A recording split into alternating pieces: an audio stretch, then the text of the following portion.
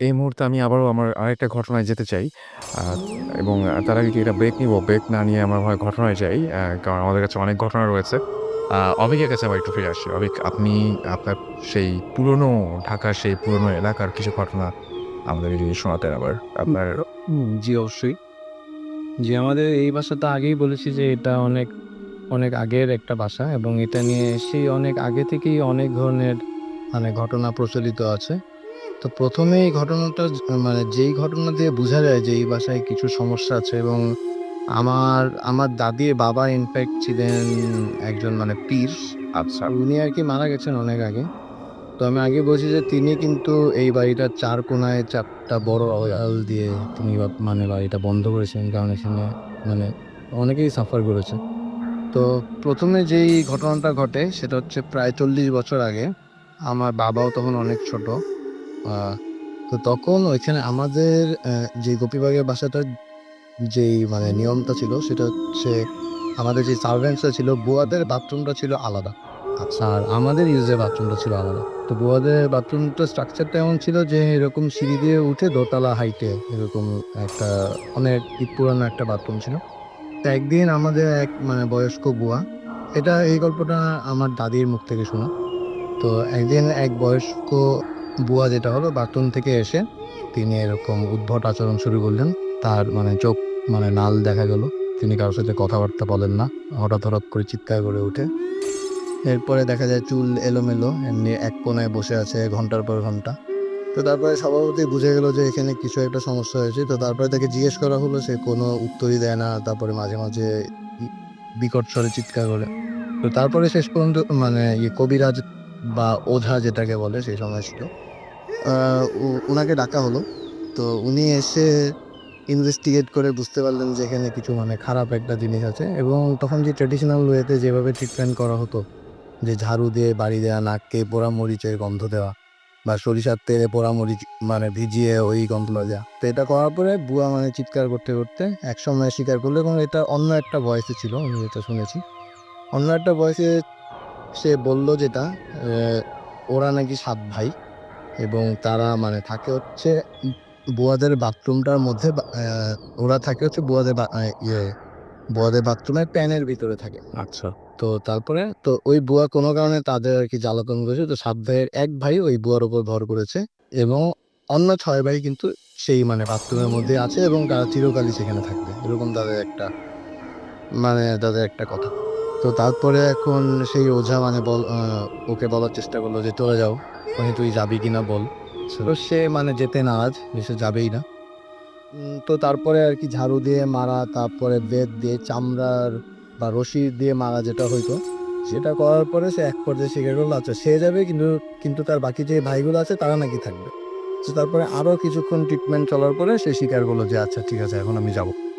তো তারপরে এখন গেল তখন ওঝা জিজ্ঞেস করলো, "তুই যে যাবি, তুই কি যাওয়ার সময় আমাদের কারো ক্ষতি করবি?" তখন বলে যে, "না ক্ষতি করব না।" তখন বলে যে, "আচ্ছা তুই যদি যেতে চাস তাহলে তোকে আরকি প্রমাণ দিয়ে যেতে হবে যে তুই যে ওকে ছেড়ে চলে গেছিস।" আচ্ছা আমি বলি, "কিভাবে প্রমাণ দিব?" তখন আগেকার আমলে দেখবেন যে কোনো স্টোর রুম বা এরকম বড় কোনো রুম আটকানোর সময় কিন্তু ওই সময় লক সিস্টেমটা আসে নাই। তো একটা কড়ি বর্গার মতো বড় একটা কাঠের একটা বার দিয়ে ২ পাশে লোহার হুক থাকতো। তো এখানে একটা বড় কাঠের বার দিয়ে আটকানো হতো। এবং জিনিসটার ওয়েট প্রায় কত ৪০ কেজির মতো হবে। যেটা একটা মহিলার উঠাতে পারার কথা না। মহিলারা আরকি ছেলেদের হেল্প চাইতো ওটা উঠানোর জন্য। তো ওঝা তাকে বলে যে ওটা তাকে উঠিয়ে নিয়ে যেতে হবে। হাত দিয়ে ধরতে পারবে না, দাঁত দিয়ে উঠিয়ে নিয়ে যেতে হবে। আচ্ছা। তো এবং সেই বুয়া সেই কাজটা করেছিল আরকি। সে ওই অত ভারী একটা কাঠের বার সে দাঁতের কোনা দিয়ে উঠিয়ে নিয়ে গিয়ে সে সদর দরজা পর্যন্ত গিয়ে ওখানে সে অজ্ঞান হয়ে পড়ে যায় এবং তারপরে ওই বুয়ার আর কোনো সমস্যা হয়নি। আমরা সেকেন্ড যে ঘটনা সেই ঘটনায় চলে যাব এবং আমাদের সাথেই থাকুন। আমার সাথে আরো একজন রয়েছেন। আপনার নামটা একটু বলবেন? হ্যালো লিসেনার্স, আমি ইমতিয়াজ, রাজশাহী ইউনিভার্সিটি ইংলিশ ডিপার্টমেন্টের এক্স স্টুডেন্ট। ওকে। সো আপনার যে ঘটনা সেই ঘটনাটা আচ্ছা শুনে ফেলি। আমরা ঘটনাটা শুনে ফেলি। আ ওয়েল লিসেনার্স, আমি আ আসলে জানি না যে ব্যাপারগুলো ভূতের কিনা। তবে আ অদ্ভুত ঘটনা অবশ্যই সেটা আমি বলব। আর এখন যে ঘটনাটা বলব সেটা আমি যখন রাজশাহী ইউনিভার্সিটিতে আ 2nd ইয়ারে পড়ি। আ 2nd ইয়ারে পড়ার সময় সে সময়কার। এই ঘটনাটা ঘটে। তো আমরা মোটামুটি ৪ দিনের একটা ছুটি পাই সে সময়। আর যে কারণে হঠাৎ করে মনে হয় যে এই ৪ দিনটা আসলে বাসাতে না যেয়ে বরং অন্য কোনো একটা জায়গাতে যদি যাওয়া যায়, নতুন একটা জায়গাতে, সেটা বোধহয় বেশি এনজয়েবল হবে। এরকম চিন্তা করে আমি, তমাল আর রূপস সে সময় আমরা একসাথে ছিলাম। তো আমরা চিন্তা করলাম যে কি করা যায়? আর ৪ টা দিনকে আমরা how can we use it properly? তো তারপরে আমরা সে সময় অনেক চিন্তা করলাম। একসাথে বসে চিন্তা করে তারপরে আমরা ডিসাইড করলাম যে রাজশাহীর মোটামুটি একটু দূরে দুর্গাপুর বলে একটা জায়গা আছে। ওখানে আমরা আগেই শুনেছি যে ওখানে পুরনো সেই হিন্দুদের বাড়ি ওখানে আ ছিল বেশ কিছু, এবং যে কারণে আমরা ডিসাইড করলাম যে হ্যাঁ, আমরা যদি ওখানে একটা ট্যুর দেই তো সেক্ষেত্রে আমাদের হয়তোবা একটা নতুন একটা এক্সপেরিয়েন্স হবে। অলরাইট। দেন আমরা ছুটির ১ম দিনটাতে আমরা মোটামুটি আমাদের আ প্রিপারেশন এর জন্য কিছুটা সময় নিলাম। আমরা দুপুরের পর আমরা সেখান থেকে রাজশাহী থেকে স্টার্ট করি আমাদের জার্নিটা। মোটামুটি সন্ধ্যার দিকে আমরা ওই জায়গাটাতে পৌঁছাই। তো ওখানে আমার একটা পরিচিত একটা ছেলে ছিল। ওর নাম মাহতাব। তো ওর সাথে যোগাযোগ করে আমি বললাম যে এরকম আমরা হয়তো সন্ধ্যার দিকে আসবো। সন্ধ্যার দিকে আমরা ওখানে যখন পৌঁছালাম, তো মাহতাব আমাদেরকে রিসিভ করলো অ্যান্ড দেন আমরা ওর সাথে গেলাম। যাওয়ার পর ওর বাড়িতে আমরা সন্ধ্যার দিকে পৌঁছালাম। তারপর আমরা মাহতাবকে বললাম যে এরকম তোমাদের এখানে তো পুরনো সময়ে বেশ কিছু হিন্দু বাড়ি আছে। তো আমাদের একটা ইচ্ছা হলো যে আমরা রাত্রেবেলা ওখানে ক্যাম্প করব। ওকে। এরকম প্রিপারেশন নিয়েই আমরা গেছিলাম বেসিক্যালি। তারপর সেখানে মাহতাব অনেক রিকোয়েস্ট করলো যে না, এখানে যেহেতু আপনারা চেনেন না, সো এখানে থাকাটা আপনার জন্য হয়তোবা নিরাপদ হবে না। তো যে কারণে ও আমাদেরকে অনেক কনভিন্স করার চেষ্টা করলো। বাট আমরা বেসিক্যালি একটা জায়গায় অনড় ছিলাম যে হ্যাঁ, আমাদেরকে যে করেই হোক না কেন এখানেই থাকতে হবে। একটা নতুন একটা এক্সপেরিয়েন্স গেইন করতে হবে। তো যার কারণে ওর অনেক রিকোয়েস্ট থাকার পরেও আমরা ওখানে রাত্রেবেলা স্টে করার জন্য আমরা ডিসাইড করলাম এবং ওখানে থাকলাম আমরা। তো আমাদের সাথে রূপস ছিল। ও বেসিক্যালি আমরা যখন ওখানে ঢুকলাম, ঢোকার পরে আমরা একটা রুম ওখানে পেলাম। বেশ কিছু রুম ছিল। তো একটা রুম আমরা ফার্স্টের দিকেই যেটা একটা রুম পেলাম। তো সেই রুমটাতে আমরা ওখানে থাকার জন্য প্রিপারেশন নিলাম। তো এরপর আমাদের সাথে খাবার-দাবার ছিল। আমরা মোটামুটি রাত্রে ৯টা-১০টার দিকে আমরা খাওয়া-দাওয়া করলাম। আর অনেক নতুন একটা জায়গাতে ওখানে কিন্তু কোনো কারেন্ট ছিল না। ইনফ্যাক্ট এখন পর্যন্ত ওখানে কারেন্টটা আসলে খুব লিমিটেড পর্যায়ে। আচ্ছা। তারপর ১০টা ৯টা-১০টার দিকে সেই সময় আমি আর তমাল বসে কথা বলছি। আর রূপস কানে ফোন। সে সবসময়ের জন্যই এখন পর্যন্ত ইনফ্যাক্ট ও এখন পর্যন্ত মানে ফোন ম্যানিয়াক যাকে বলে। তো ফোন নিয়ে বাইরে কথা বলছে। তো সেই সময় আমি আর তমাল কথা বলছি। তো একটা পর্যায়ে যে জিনিসটা হলো যে আশপাশ থেকে কোনো একটা জায়গা থেকে একটা গোঙানির একটা সাউন্ড আসছে। আ তো এই পর্যায়ে আমি শুনলাম না, শুধু তমালও এই জিনিসটাকে রিয়ালাইজ করলো। তো তারপর আমরা দুজন মিলে তখন আমরা ডিসাইড করলাম যে something is wrong, অথবা এখানে এত রাতে তো এরকম একটা সাউন্ড হওয়ার মতন কোনো কারণ নেই। ট্রু।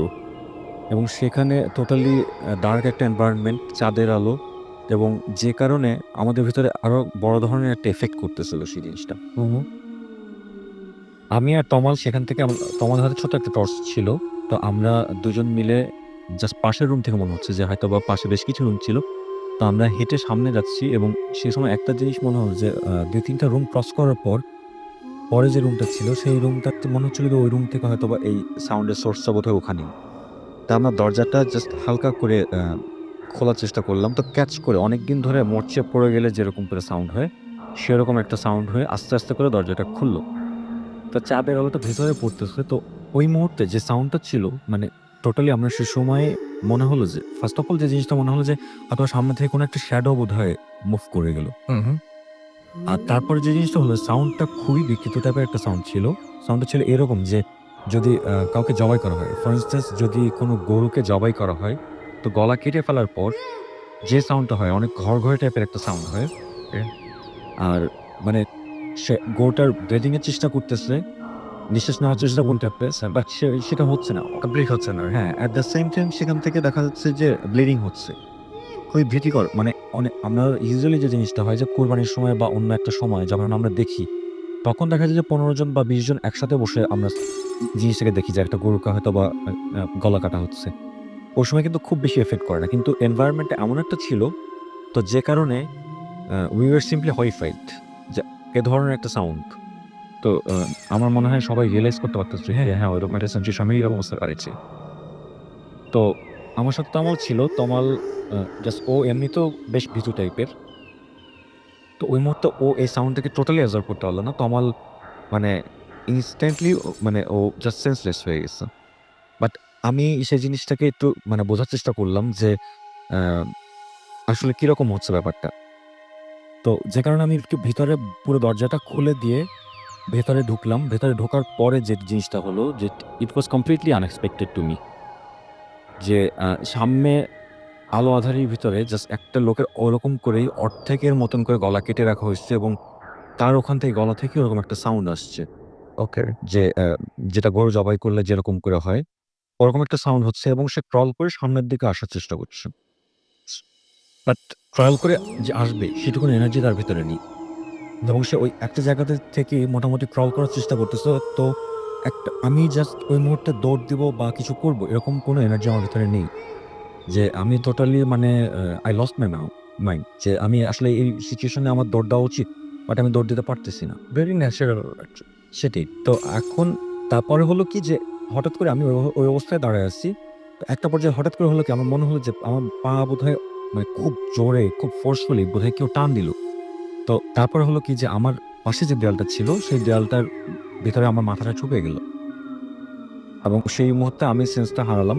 তো যখন আমার সেন্সটা আসছে, তো সেন্সটা আসার পর সেই মুহূর্তে ওখানে আমি আগেই বলছি যে দুর্গাপুরে আমি যার সাথে মাহাতাবের সাথে আমি ফোন করে গেছিলাম। তো মাহাতাবকে আমি একটু স্থির হয়ে কিছুক্ষণ পর আমি মোটামুটি একটু যখন বেটার ফিল করলাম, আমি ওকে ফোন করে বললাম যে, "এরকম অবস্থা, তুমি কি এখন একটু আসতে পারবা?" তো বলতেছে যে, "হ্যাঁ, কোনো সমস্যা হইছে?" তো আমি বললাম যে, "তুমি এখন একটু আসো।" তো ও সাথে করে আরো কয়েকজনকে নিয়ে ওই মুহূর্তে ওখানে আসে। তো আসার পরে ওই আ ওই সময় যে জিনিসটা হয় যে ওদের সাথে অনেক পাওয়ারফুল টর্চ লাইট ছিল।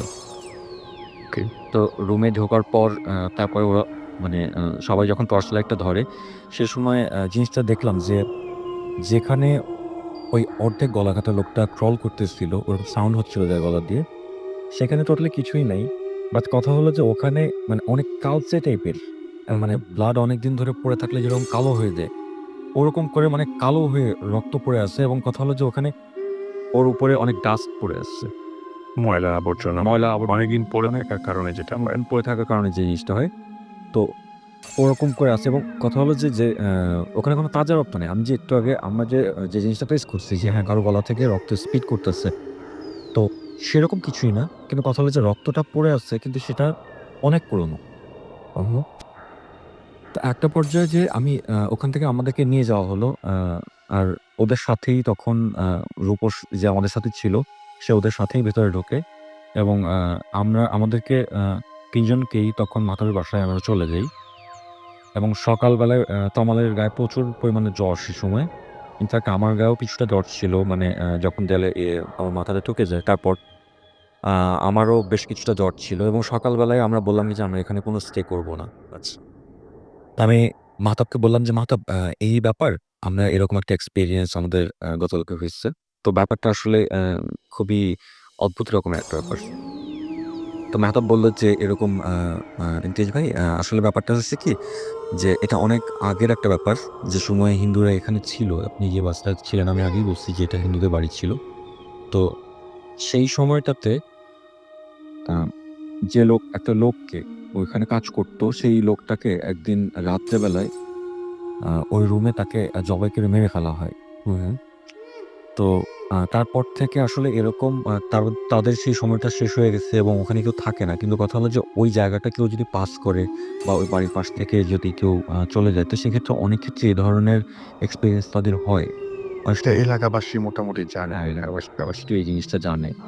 তো তারপর আমি বেসিক্যালি একটা জিনিসকে আমার ভূতের ব্যাপারে ভয়ের যে ব্যাপারটা, ভয়ের কোনো ব্যাপারটা ছিল না। কিন্তু আমি জিনিসটাকে নিয়ে চিন্তা করছি যে আসলে কি ধরনের ব্যাপার হতে পারে। না আমার কাছে যে জিনিসটা মনে হচ্ছে যে আ যে লোকটাকে আসলে ওখানে জবাই করে মেরে ফেলা হয়, এতদিন পরেও হয়তোবা তার সেই আত্মাটা, কারণ গাড়িটা মারা যেতে পারে বাট আত্মা তো আর কখনো মারা যায় না। তো তার সেই মানে সোলটা হয়তোবা জাস্টিস এর জন্য এখন পর্যন্ত কান্নাকাটি করে। এরকম একটা ব্যাপার হয়তোবা হতে পারে। আমরা একটার পর একটা ঘটনা শুনছি এবং আমাদের মাঝখানে এই মুহূর্তে উপস্থিত হয়েছেন ভৌতিস্ট। আপনারা যারা একটু আগেও আমাকে এসএমএস করে একজন জিবরান ভাইয়ের খবর নিচ্ছিলেন। তো আমি বলব যে এখন জিবরান ভাই নাই কিন্তু সাকিব ভাই এবং সুমন ভাই আমাদের মাঝখানে এসেছেন। Hello everyone, Suman. এই শাকিব, হ্যালো। ওটা শাকিব ছিল আর জিবান দিয়েছি। হ্যালো, হ্যাঁ জিবান, হ্যাঁ হয়েছে। আমি একটা কথা বলবো। না থাক, পরে কথা হবে। জিবরান আজকে অনেক এক্সাইটেড কথা বলতে যাচ্ছে। Anyways, hello everyone. অ্যাকচুয়ালি আমরা অনেকদিন আসিনি। ভূত এফএম আসা হয় নাই। দেশে ছিলাম না আমি। সাকিব অনেক বিজি ছিল কাজ নিয়ে। আর জিবরান তো সবসময় বিজি থাকে। তারপর আমরা টাইম বের করি, বাট এবার আজকে এতদিন পর আসার পিছনে আরেকটা কারণ হচ্ছে যে যেটা বললাম, দেশে ছিলাম না। তাছাড়া আরেকটা ব্যাপার হচ্ছে যে লাস্ট 96 আওয়ার্স অ্যাকচুয়ালি কোনো রকম ঘুম টুম ছাড়া অর্থিনের অসমাপ্ত 2 অ্যালবামের কাজ করছি আর কি আমরা। মানে অ্যাকচুয়ালি আমরা 96 আওয়ার্স এর ফুল অ্যালবামটা করছি। সো অসমাপ্ত 2 ইজ ডান, এবং এটা খুব শীঘ্রই এই 1 মাসের মধ্যে ডেফিনিটলি মোস্ট প্রবাবলি সামনের মাসের এন্ডেই সিডিতে পাওয়া যাবে। আর সামনে মোবাইল ফোন কোম্পানির সাথেও আসতেছে ফর লিসেনিং পারপাস। এনিওয়েজ, এই জন্য অনেক বিজি ছিলাম। এখন আবার ফ্রি। সো এই সপ্তাহে আমরা আছি। নেক্সট উইকও হোপফুলি আমি দেশে থাকতে আসবো। এই হচ্ছে অবস্থা। সাকিব ভাই, আমি আসলে এই কারণে লিফট ছিল না। লিফট থাকলে আমি আসবো। ওকে, ওকে। আমি যেদিন থাকবে আমি একদম মানে জানিয়ে রাখবো আগে থেকে। বাট আমাদের দরকার আসলে মানে থাকলে আসলে লিফট তো দরকার এবং লিফট দরকার হচ্ছে এই জন্যই যে আপনারা আসবেন। আর জীবানও আসতেছে, ও খুব ব্যস্ত একটা দাওয়াতে। সো খবর দিচ্ছে আসতেছে। সো আমরা এদিকে তাহলে কতগুলো ঘটনা আছে সেই ঘটনাগুলো শেষ করে ফেলি। অভিকের সাথে কথা হচ্ছিল এবং অভিক কিছু ঘটনা বলছিলেন, শেষ করে ফেলি আমরা ঘটনাগুলো। জি, আমার যে দাদুর বাসার নেক্সট যে ঘটনাটা, ওই ঘটনাটা দিয়ে তো শুরু হলো। এরপরে ঘটনাটা ঘটলো আমার মেজো ফুপির সাথে। তো এই ঘটনাটা মোটামুটি 28-30 বছর আগে, যখন উনার বয়স 8-9 বছর ছিল। তো সেই সময় আর কি ঢাকা শহরে এমনকি ওই সময় পুরো দেশ জুড়েই ফুটবল খেলা নিয়ে বেশ মানে উন্মাদনা, আবাহনী, মোহামেডান। তখন একটা নতুন টিম উঠে আসলো, ব্রাদার্স। ওটা হচ্ছে গোপীবাগের লোকাল টিম। তো সবারই খুবই মানে ফেভারিট একটা টিম। তো যেদিন ব্রাদার্সের খেলা থাকতো, তো এই ব্রাদার্স ইউনিয়ন যেদিন জিতে মাঠ থেকে আসতো, সেদিন উপর থেকে সবাই পুলের পাপ্পি টাপ্পি মারতো। আর যেদিন হেরে আসতো, সেদিন আর কি বাচ্চারা মজা করে পানি টানি মারতো আর কি। তো ওই সময় আমার যে মেজো ফুপি, উনি আমার 3 ফুপির মধ্যে সবচেয়ে চঞ্চল ছিলেন। তো উনি আর কি এখনো প্লেয়াররা এসে পৌঁছায় নাই, কিন্তু তিনি বালতি মগে পানি নিয়ে রেডি আর কি দোতলার বারান্দা থেকে। তো উনি অনেকক্ষণ কাউকে না দেখে হতাশ হয়ে শেষ পর্যন্ত দেখলেন যে একটা বৃদ্ধ ফকির, যার গায়ে একটা পাঞ্জাবি সাদা রঙের, কিন্তু মানে ছিঁড়া একটা মানে ময়লা সাদা পাঞ্জাবি আছে। পরে সে আস্তে আস্তে লাঠি ভর দিয়ে হেঁটে হেঁটে আসছে। তখন কি খেয়ালে জানি না, উনি বালতি থেকে মগ দিয়ে পানি নিয়ে এক মগ পানি ওনার পাঞ্জাবির উপর দিয়ে ঢেলে দিল।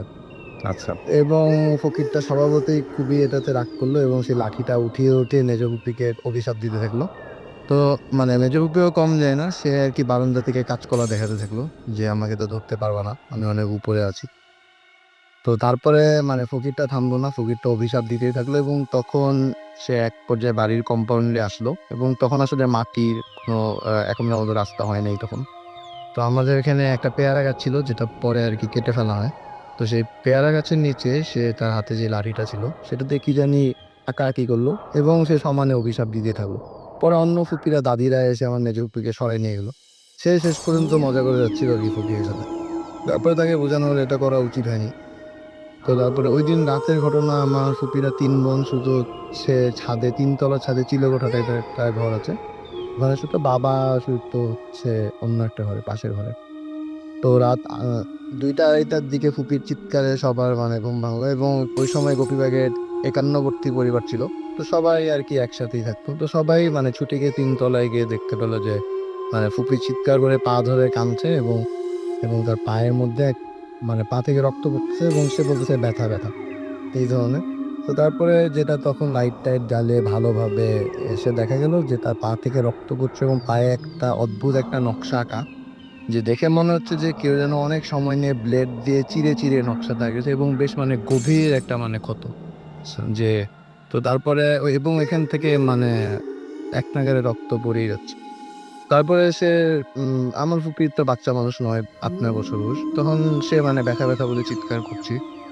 তো তারপরে এখন অনেকে এসে মানে বিশ্বাস করলো না। অনেকে ভাবলো এটা, এবং অন্য যে ২ ফুপি তার সাথে শুয়েছিল তারা কিন্তু কিছুই দেখেনি। আর কেউ এসে কিছু করছে এটাও দেখেনি। সে মানে এই ঘটনাটা হঠাৎ করেই হলো। তো তারপরে এখন কেউ বলল যে ও হয়তো নিজে এই জিনিসটা করছে। কিন্তু এটা আসলে হয় না। একটা মানুষ নিজেকে এভাবে, সে যদি মানে মেন্টালি ইমব্যালেন্স না হইলে কেউ নিজেকে এভাবে কষ্ট দিয়ে একটা মানে সবার মানে সেন্টার অফ অ্যাট্রাকশন হইতে আসলে চায় না। তো তারপরে এখন শেষ পর্যন্ত পরের দিন সকালে যে ইন্টারেস্টিং এবং মানে ভয়ের যেটা দেখা গেল সেটা হচ্ছে সেই পেয়ারা গাছের নিচে গিয়ে দেখা গেল যে ঠিক হুবহু ওই নকশাটাই আঁকা, যেটা ফকির তাকে অভিশাপ দিতে মাটির মধ্যে তার মানে লাঠি দিয়ে এঁকে দিয়ে গেছিল। সেই নকশাটাই সেম আমি জিনিসটাই পাই, যে সেম জিনিসটা আমার দাদু দেখেছে। আচ্ছা। তারপরে বাবাও দেখেছে। তো সেই ছিল ঘটনা। আপনারা অনেকেই ইমেইল করে আমাদের অনেক ঘটনা পাঠান। সেরকম আরও একটি ঘটনা আমার কাছে আছে। আমি সেই ঘটনাটা আপনাদের একটু পড়ে শোনাতে চাই। লিখেছেন যে, "প্রিয় রাসেল ভাই, আমার নাম সোহেল রানা। আমি ঢাকা বিশ্ববিদ্যালয়ের শান্তি ও সংঘর্ষ ও এই বিভাগে সংঘর্ষ অধ্যয়ন বিভাগের ১ম বর্ষের একজন ছাত্র। আমি ভূত এফএম এর একজন নিয়মিত শ্রোতা। কয়েকটা প্রোগ্রাম ছাড়া আমি প্রায় সবগুলোই শুনেছি এবং শুনছি। যদিও আমি খুব ভয় পাই, তারপরও এটা যে আমার কাছে কত ভালো লাগে সেটা লিখে বোঝানো যাবে না। যা হোক, আসল কথায় আসি। আমি বর্তমানে কল্যাণপুরে থাকি, কিন্তু আমার গ্রামের বাড়ি বগুড়া জেলার কাহালু থানার একটি গ্রামে। এবং আমি যে ঘটনাটা বলব সেটা আমার ঘটনা নয়। সেজন্যই বলি যে বলি করে বলা হয়ে ওঠেনি। কিন্তু আমি যার কাছে ঘটনাটি শুনেছি, আমার মনে হয় বলা উচিত। আমি যার কাছ থেকে ঘটনাটি শুনেছি তিনি আমার এক সম্পর্কের দাদা হন। তিনি কবিরাজ ধরনের মানুষ এবং বিভিন্ন সমস্যার চিকিৎসা করেন। এছাড়াও তিনি বিভিন্ন রকমের তদবির করেন। তার কাছে নাকি জিন আছে। কোনো লোক যদি তার কাছে চিকিৎসার জন্য তিনি যায়, তাহলে তিনি তাদের মাধ্যমে ওই লোকের ওপর কোনো খারাপ কাজ বা কোনো খারাপ মন্ত্র করেছে কিনা সেটা দেখাশোনা করেন এবং তাকে চিকিৎসা করেন। তো গত গ্রীষ্মের ছুটিতে যখন আমি বাড়ি যাই, আমার কিছু সমস্যা হয়। আমার মায়ের সাথে খুব খারাপ ব্যবহার শুরু করি। আমার সেমেস্টার ফাইনাল পরীক্ষা ছিল, কিন্তু আমি কিছুতেই পড়তে পারছিলাম না। পড়তে বসলেই মাথা ভারী হয়ে যেত এবং খুব ঘুম পেত, যা আমার আগে কখনোই হয়নি। আগেই বলে রাখি, যেহেতু আমি ছোটবেলা থেকেই মোটামুটি খারাপ ছাত্র ছিলাম না এবং আমাদের পরিবারের অন্যদের চেয়ে একটু উন্নত, তাই গ্রামে আমাদের কিছু শত্রু ছিল। গ্রাম এলাকায় সাধারণত যা হয়। আমার মায়ের ধারণা আমার ওপর কেউ কিছু করেছে, যদিও আমার সেরকম কিছু মনে হয়। তাই তিনি আমাকে নিয়ে সেই কবিরাজ দাদার কাছে গেলেন। তার বাড়ি আমাদের গ্রামে হলেও তার তার সাথে আমার সাক্ষাৎ কম ছিল। কারণ ছোটবেলা থেকেই বেশিরভাগ সময় আমি শহরে পড়াশোনা করেছি। তাই সব কথা শুনে পরদিন সন্ধ্যায় আসতে বললেন, আর বললেন যে রাতের বেলা তিনি আমাকে দেখবেন। পরদিন আমরা যখন তার কাছে গেলাম, তিনি বললেন যে আমার কোনো কাছের মানুষ হিংসা করে খাবারের সাথে খারাপ কিছু খাইয়েছে। কিন্তু তার নাম বললেন না। এরপর তিনি আমার কিছু চিকিৎসা করলেন এবং একটা তাবিজ দেন। যা হোক, আল্লাহর রহমতে আমি ওই সমস্যা আমার আর বর্তমানে নেই। চিকিৎসার সময় আমি তার কাছে জিন সম্পর্কে বা এরকম প্যারানরমাল ঘটনা শুনতে চাইলে তিনি কিছু বলতে চান না। অনেক অনুরোধ করার পর তিনি একটা ঘটনা বলেন। ঘটনাটা এরকম যে, কবিরাজ দাদা একজন পীরের মুরিদ এবং বহুদিন ধরে একটা মাদ্রাসায় শিক্ষকতা করেন। যখন তিনি একটু যুবক ছিলেন, তখন তিনি একদিন একটা কাজে তিনি বগুড়া শহরে গিয়েছিলেন সাইকেল নিয়ে এবং ফিরতে তার রাত হয় আনুমানিক ১১টা। বগুড়া শহর থেকে আমাদের গ্রাম ৭-৮ কিলোমিটার হবে। তিনি বাজার থেকে কিছু মাছ কিনলেন এবং যেহেতু তিনি অনেক কিছু জানেন, তাই ভয় না করে কোথাও না থেকে রাতেই মাছ নিয়ে সাইকেলে করে আসছিলেন। রাস্তায় স্বভাবতই কোনো গাড়ি ছিল না। কিছু দূর পর রাস্তার পাশে একটা পুকুর এবং ঝোপঝাড় আছে। লোকজন ওই জায়গাটা ভালো না বলেই জানে।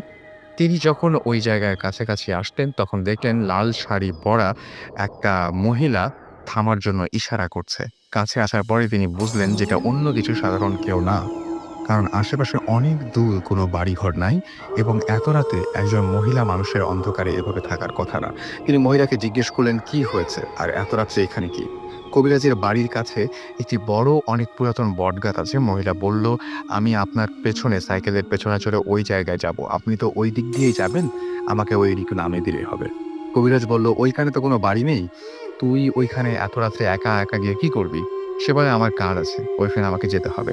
কবিরাজ তখন আরও ভালোভাবে বুঝতে পেরে কথা না বাড়িয়ে বলল, নিতে পারি যদি তুই সামনে বসিস। সাইকেলের সামনে বসতে বলছেন এবং মজার ব্যাপার হলো ওই মহিলা কোনোভাবেই সামনে বসতে রাজি হলো না, কারণ সামনে বসলে সে কোনো ক্ষতি করতে পারবে না।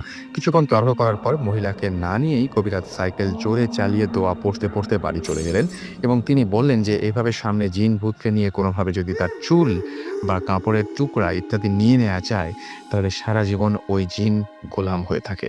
এই ঘটনায় তিনি শেয়ার করেছেন এবং ঢাকা বিশ্ববিদ্যালয়